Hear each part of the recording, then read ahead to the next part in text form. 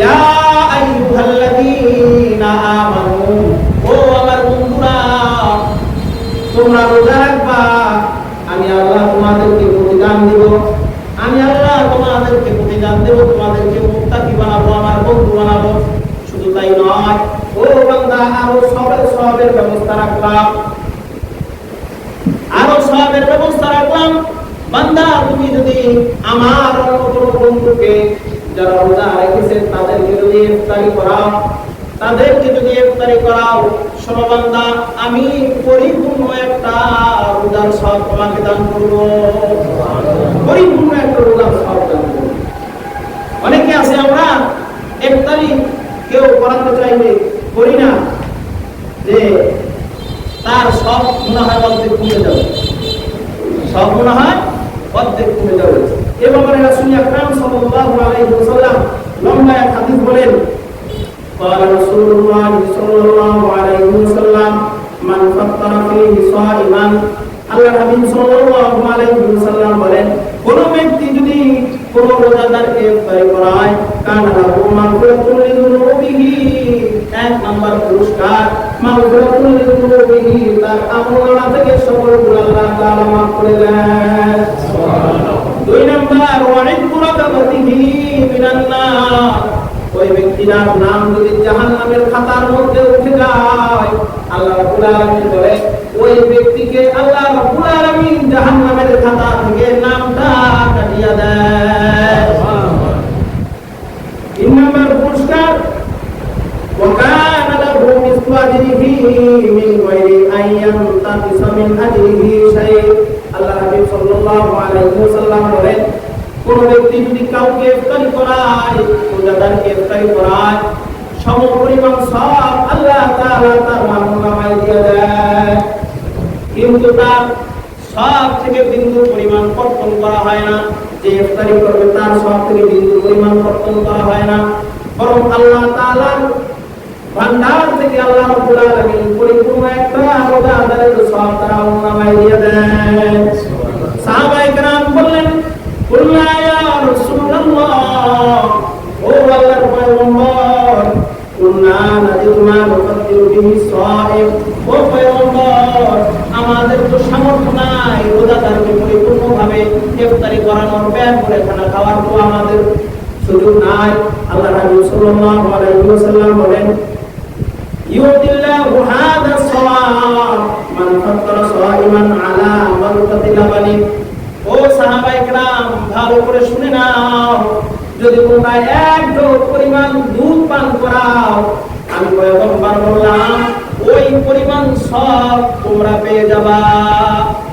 এক ঢোক পরিমাণ যদি রোজাদার তোমরা ইফতারি করাও, তাও পূর্ণ একটা রোজার সব তোমরা পেয়ে যাবে। সুবহানাল্লাহ। সুবহানাল্লাহ। কত ফয়সালা আল্লাহ রাব্বুল আলামিনের পক্ষ থেকে করেছেন বান্দাদের জন্য। এরপর পয়গম্বর সাল্লাল্লাহু আলাইহি ওয়াসাল্লামের কাছে সাহাবায়ে কেরাম বলেন, দুধ যদি খাওয়াইতেই পারতাম তাহলে জন্ম হলো। সাহাবায়ে কেরাম বলেন, ও পয়গম্বর, দুধ খাওয়ানোর সামর্থ্য যদি না থাকে তখন কি করণীয়? পয়গম্বর বলেন, আও তামরাতে, কোন ব্যক্তি যদি একটা খেজুরের দানা পরিমাণ খেজুরের দানা যদি কোন সায়েমকে খাওয়ায়, রোজাদারকে খাওয়ায়, ইফতারি করায়, সেও পূর্ণ একটা সওয়াবের অধিকারী হয়ে যায়। সাহাবায়ে কেরাম বললেন, খেজুরের তো মালিক হওয়া যায় না, কারণ এমন এমন সাহাবীরা ছিল যারা খেজুর খেয়ে রোজা রাখবে, খেজুর খেয়ে রোজা ভাঙবে, এই পরিমাণ অর্থ তাদের কাছে ছিল না। সাহাবায়ে কেরাম বললেন, ও পয়গম্বর, খেজুরের মালিক যদি না হয় তাহলে কি সব পাওয়া যাবে না?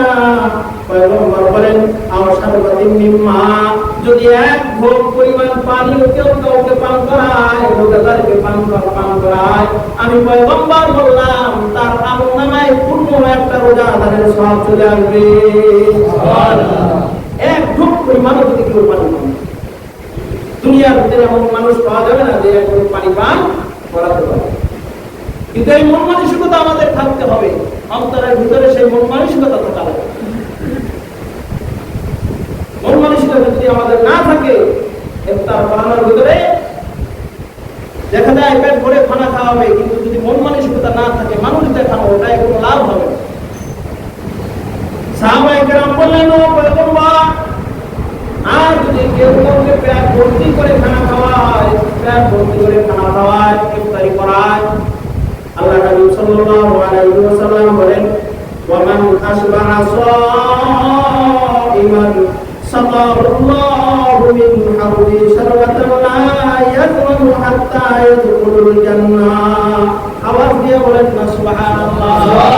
আল্লাহ নবী সাল্লাল্লাহু আলাইহি ওয়াসাল্লাম বলেন, যদি কোনো ব্যক্তিকে পেট ভর্তি করে ইফতারি করায়, পেট ভর্তি করে খানা খাওয়ায়, আমি পয়গম্বর বললাম কিয়ামতের ময়দানে ওই ব্যক্তিটাকে আমি পয়গম্বর নিজ হাতে হাউজে কাউসারের পানি পান করাবো। কাউসারের পানি পান করলে কি লাভ হবে? আল্লাহ রাসূল সাল্লাল্লাহু আলাইহি ওয়াসাল্লাম বলেন, কিয়ামতের এত ভয়াবহ পরিস্থিতিতে যে সময় মানুষের ঘামের বন্যা হবে, ঘামের স্রোত চলবে, যখন কিয়ামতের ময়দানে আল্লাহ রাসূল সাল্লাল্লাহু আলাইহি ওয়াসাল্লাম হাউজে কাউসারের পানি পান করাবেন, ওই ব্যক্তিটার বিন্দু পরিমাণ কষ্ট হবে না, তৃষ্ণার্ত হবে না। সুবহানাল্লাহ। বিন্দু পরিমাণ তৃষ্ণার্ত হবে, কষ্ট হবে। কিতাবের ভিতরে ঘটনা পাওয়া যায়, এক মধ্যবিত্ত এক আল্লাহর গোলাম রমজানের রোজা রেখেছে।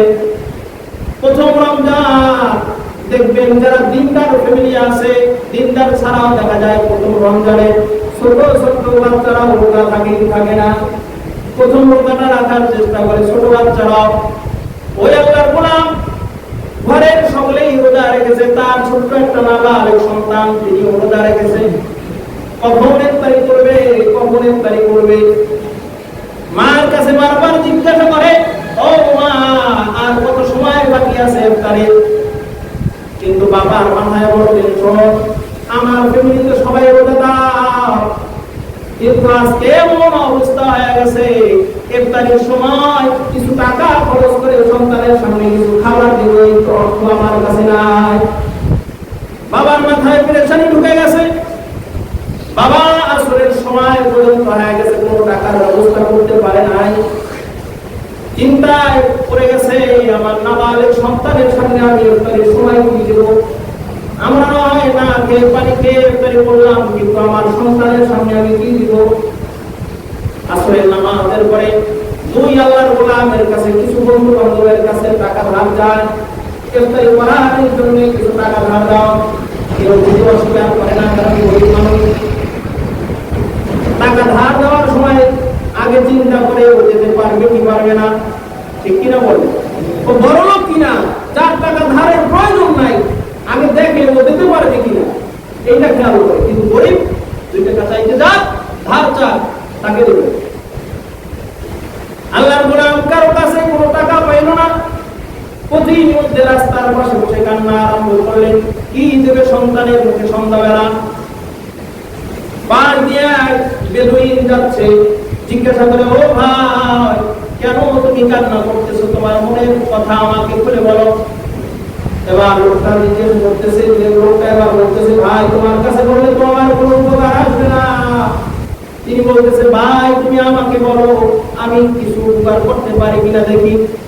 লোকটা আবার খুলে বলল, আমার কাছে কোনো টাকা নাই, আজকে আমার ফ্যামিলির ভিতরে সবাই রোজাদার, তার ভিতরে নাবালক একটা শিশু আমার রোজাদার, তার সামনে দিয়ে ইফতারি দিব, সেই পরিমাণ অর্থ আমার কাছে নাই।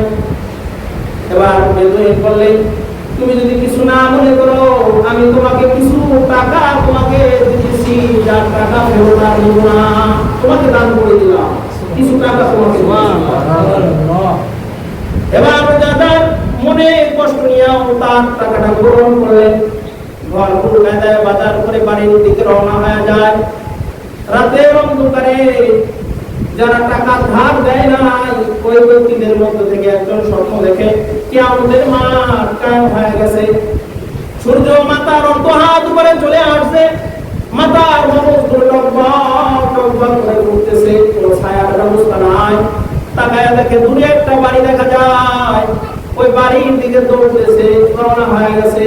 বাড়ির কাছে গিয়ে দারোয়ানকে বলে, ভাই, এই ভয়াবহ আযাবের ভিতরে দাঁড়ায় থাকার সময়, দাঁড়ায় থাকার মতো শক্তি আমার নাই, একটু ঘুরে আশ্রয় দাও। দারোয়ান বলতেছে, না, এই বাড়ি তো আমার নয়, এই বাড়ি হলো যারা দুনিয়াতে যারা দুনিয়াতে রোজাদারকে দান সাদাকা করেছে, ইফতারি করাইছে, এই বাড়ি হলো তাদের, তার অনুমতি ছাড়া এই ঘরের ভিতরে ঢোকার কোনো ব্যবস্থা নাই। লোকটা স্বপ্ন দেখতে দেখতে হঠাৎ করে ঘুম ভেঙে গেল। মনের ভিতরে সেই কথা মনে হয়ে আসলো। এবার বলতে লাগলো, ভাই, গিয়ে রোজাদারের কাছে বলে, ও ভাই, আজকে কত টাকা লাগবে তুমি নিয়ে যাও। রোজাদার বলে, না, আমার আর টাকার প্রয়োজন নাই, যখন প্রয়োজন ছিল তখন চাইছি, এখন আর কোনো প্রয়োজন নাই। এক বেদুইন আমাকে কিছু টাকা দিয়েছে, এই জন্য আমি ইফতার করেছি, আর টাকার প্রয়োজন নাই। দৌড় দিয়ে লোকটা বেদুইনের কাছে চলে যায়, গিয়ে বলে, ও ভাই, কালকে তুমি যে মুসলমানকে কিছু টাকা ধার দিয়েছিলা, এই নাও তোমাকে 3 গুণ টাকা দিলাম, আজকে তুমি তার সেই ঋণটা তুমি পরিশোধ করে নাও। বেদুইন অবাক করা জবাব দেয়, ও হতভাগা মুসলমান, রাতের ঘুমের মধ্যে আজকে ওই বালাখানা দেখে পাগল হয়ে গেছো, ওই বালাখানা দেখে আজকে টাকা দিতে আসছো। এবার লোকটা ডাক দিয়ে বলে, ও বেদুইন, ঘটনা তুমি উপরে দেখছো নাকি স্বপ্ন? এবার বেদুইন বলে, আমাকে আর বেদুইন বলে গালি দিবা না, আমাকে আর বেদুইন বলবা না। ঘুমের মধ্যে আল্লাহর হাবিব সাল্লাল্লাহু আলাইহি ওয়াসাল্লাম আমার স্বপ্নে আসিয়া আমাকে হাত ধরে কালিমা পড়ায়া মুসলমান বানায় গেছে, আমাকে হাত ধরে মুসলমান বানায় গেছে। আজকে ঘর থেকে পাগল হয়ে গেছো, টাকা দিতে আসছো। এই জন্য আমাদের সবার উচিত হবে, যেহেতু রমজান মাস একটা পেয়েছি, এই সুযোগ যদি আজকে হাত ছাড়া করে বলি, হতে পারে আমার হায়াত শেষ হয়ে যাবে, সামনের বছর আর রমজান মাস হবে, অনেক বড় দূরের কথা। এই জন্য কোন রোজাদারকে ইফতারি করানোর মতো মন মানসিকতা অন্তরের ভিতরে তৈরি করা দরকার কি দরকার না? আরো করে বলেন না, দরকার আছে না ইফতারি করানোর মতো? সবাই মন মানসিকতা আসে তো ইনশাআল্লাহ, জোর জবরদস্তি নাই, যে যা পারবো ইনশাআল্লাহ, যতটুকু সম্ভব হবে, আমার আর্থিক যতটুকু সম্বল আছে তার থেকে একজন রোজাদারকে ইফতারি করাবো তো ইনশাআল্লাহ। আরো বলে পায় ইনশাআল্লাহ, এরপর তো লাভের আর কোনো শেষ নাই। দেখা যায় প্রত্যেক দিন যদি একটা রোজাদারকে আমি অন্ততপক্ষে একজন রোজাদারকে যদি ইফতারি করাতে পারি, তাহলে আমার আমলনামায় কত পরিমাণ রোজা, আমার রোজা কবুল হোক না না হোক, কিন্তু একটা কবুল সব আমার আমলনামায় রোজা। আর যদি মসজিদে একটা ইফতারি দিতে পারি, দেখা যায় এখানে তালবে ইলমরা আছে এবং সাধারণ মানুষরা থাকে রোজাদার, কতগুলো সওয়াব আমি একদিন অর্জন করতেছি, কতগুলো সওয়াব অর্জন করতেছি। আমাদের সওয়াবের দরকার আছে তো? সওয়াবের দরকার নাই? আছে, সওয়াবের দরকার আছে, আমলের দরকার আছে। দুনিয়ায় চলতে গেলে যেমন টাকার প্রয়োজন হয়, কিয়ামতের ময়দানে নেকির প্রয়োজন হয়। সেদিন টাকা, কোটি কোটি টাকার বস্তা নিয়ে ওঠে কাজ হবে না, সেদিন নেকির বস্তা নিয়ে ওঠা হবে। আল্লাহ রাব্বুল আলামিন আমাদের সকলকে এই মন মানসিকতা তৈরি করে দিক যে রমজান মাসে বেশি বেশি ইবাদত করা, আল্লাহর বন্ধু হওয়া। আল্লাহ রাব্বুল আলামিন যে বললেন যে বান্দা, তোমাকে আমি মুত্তাকিন বানাতে চাই, তোমাকে আমার বন্ধু বানাতে চাই, আপন বানাতে চাই। আর যে আপন হতে চায় সে আল্লাহ তাআলার অন্য একজন বান্দা আল্লাহ তাআলার আপন হোক, এটা সে চায়। এই জন্য আমার হাত বাড়িয়ে দিতে হবে, আমার হাত বাড়িয়ে দিতে হবে। রমজান মাসে দান সাদাকা বেশি করতে হবে, ইফতারি করা লাগবে, বেশি বেশি ইবাদত করা লাগবে। আল্লাহ রাব্বুল আলামিন আমাদের সকলকে একজন আবেদ হিসেবে গ্রহণ করুন।